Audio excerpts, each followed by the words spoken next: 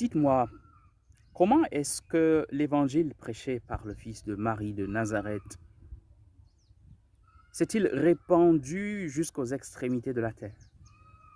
Et a-t-il tenu bon 1 an, 2 ans, 3 ans, 1 décennie, 2 décennies, 1 siècle, 20 siècles, depuis toujours, depuis qu'il a donné sa vie sur la croix? Comment se fait-il que partout sur le monde, des personnes mettent leur foi en lui? Surtout que cet évangile a été transmis par des personnes qui n'avaient aucune notion de l'art oratoire, qui n'avaient pas d'instruction particulière, étaient plutôt un peu rustres pour la plupart. Les apôtres, comment cela a pu se faire?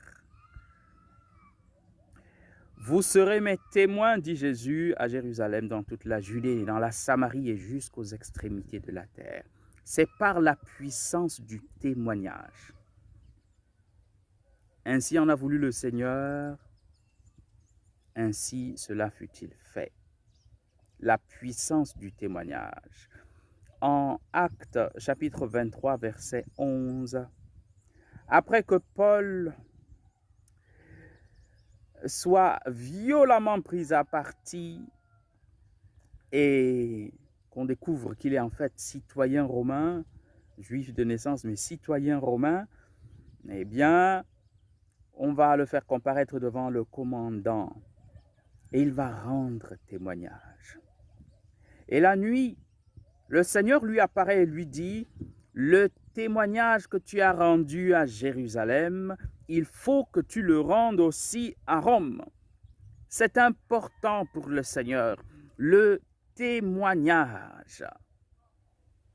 Et dans ce témoignage, nous mettons notre vie dans la balance. Il ne s'agit pas de raconter un fait divers, même intéressant, même très passionnant.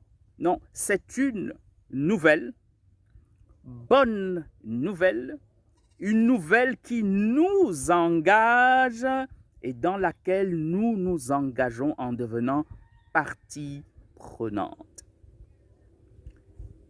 À aucun autre prix, l'évangile ne se répandra. Il n'est pas tant question d'enseigner, de discourir. Il faut enseigner, il faut discourir, il faut expliquer, il faut conduire dans la connaissance.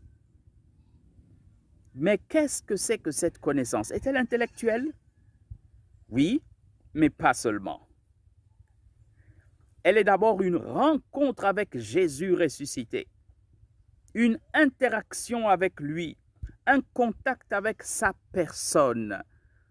Oui, Dieu m'aime en Jésus qui a donné sa vie pour moi, afin que ma vie ne soit plus à moi-même, mais à lui qui est mort et ressuscité pour moi.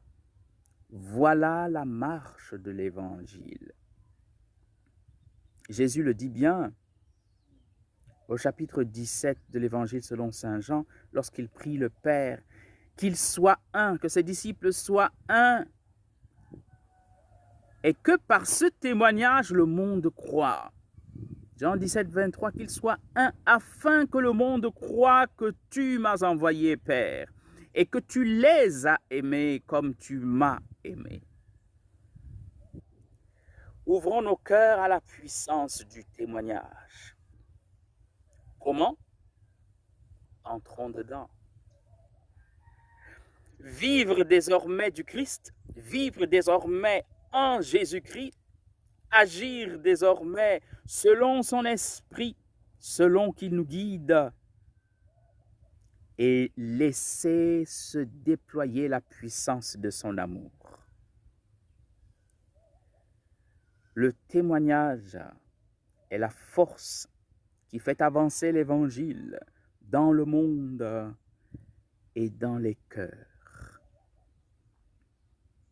Il y a des personnes qui vous diront, oui, je suis croyant depuis longtemps, mais j'ai été converti à telle date. Il s'agit de passer d'une foi notionnelle à une foi qui nous engage. Oui, Seigneur, Je crois que tu es vivant, agissant ici et maintenant. Viens dans ma vie, prends possession de ma vie et dirige-la désormais, afin que ce ne soit plus moi qui vive, mais toi qui vives en moi.